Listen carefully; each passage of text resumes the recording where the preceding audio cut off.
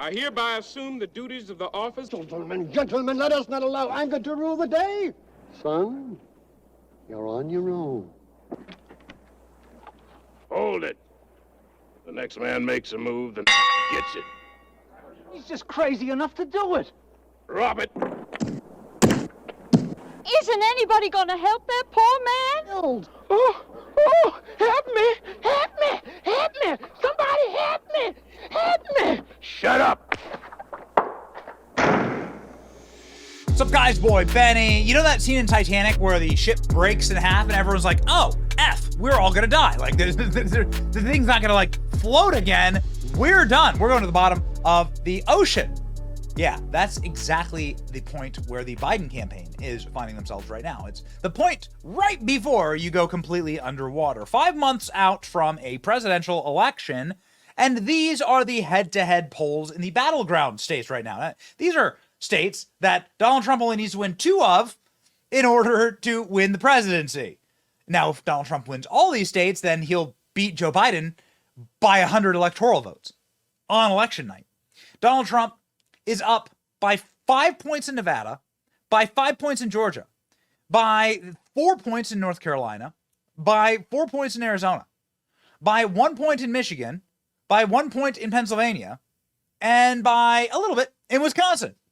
Donald Trump's up in every single poll. And by the way, this is just the average of all these polls, so that you have outliers that kind of like pull the polls a little tighter. But nonetheless, Donald Trump's winning everything. Winning everything. This is what panic looks like, ladies and gentlemen, right here. This is the face that the Biden campaign is making. Yeah, baby. Are you ready?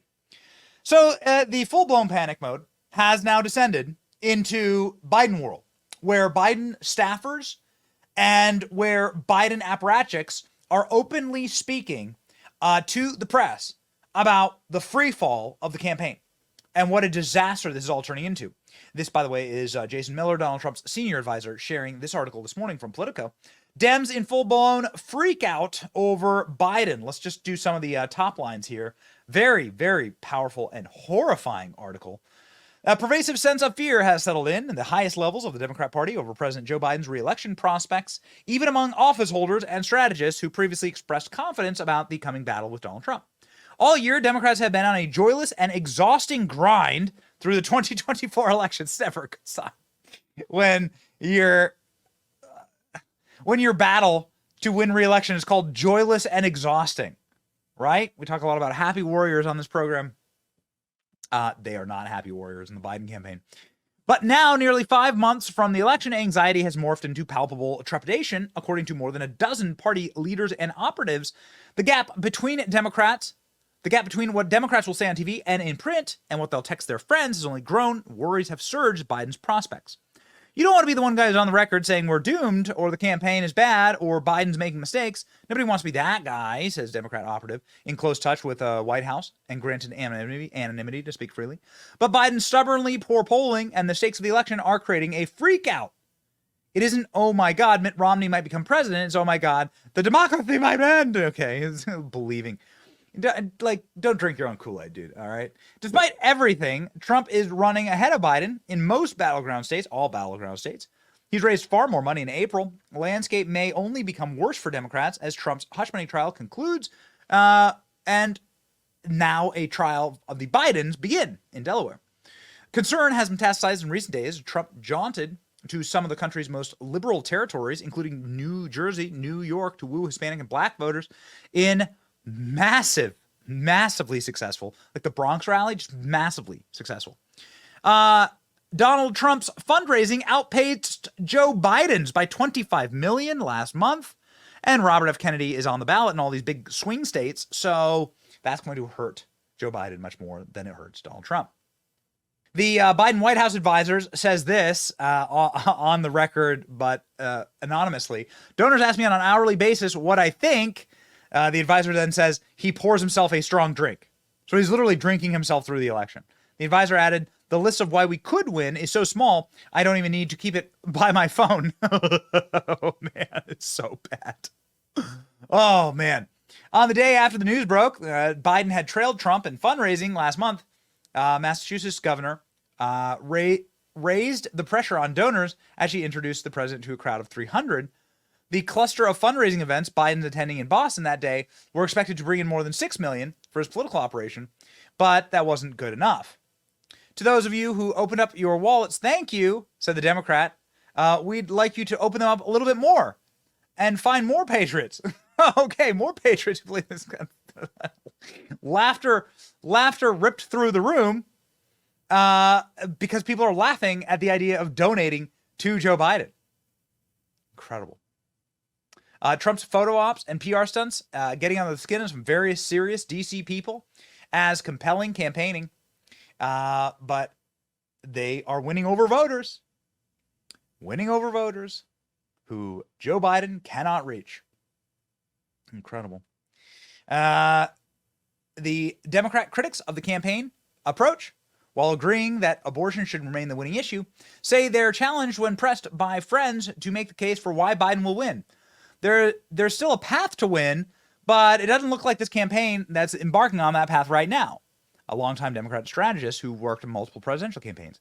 If the frame of this race is what was better 3.5 years or 4 years under Trump, we lose that every single day of the week. Wow. So admitting that the Reagan sort of siren call of are you better off than you were 4 years ago is going to win. Swing state of Michigan Democrat rep suggested that Biden's standing is so tenuous that down ballot Democrats can't rely on him in November at the top of the ticket to pull us along. Wow. In 2020, there was enough energy to get Donald Trump out, and there were other things on the ballot that brought people in. She's saying that is now not the case, and it is disastrous. Incredible. This is really, really not working out for them. Oh, man. Biden having historically low approval ratings, the article goes on. Biden campaign coping. People saying that New York Democrats need to wake up. This is incredible. Democrats already elevated blood pressure is being spiked by Donald Trump going to deep blue districts and hosting really successful rallies. New York Democrats need to wake up. Manhattan Borough President Mark Levine says, the number of people in New York, including people of color that I come across saying positive things about Donald Trump is alarming. Oh, man. So, yeah, Joe Biden's numbers are disastrous.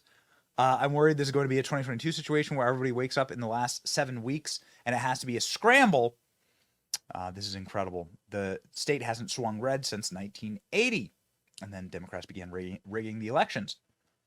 This is a remarkable article, and everybody is saying, "Hey, you know what? Now's the time."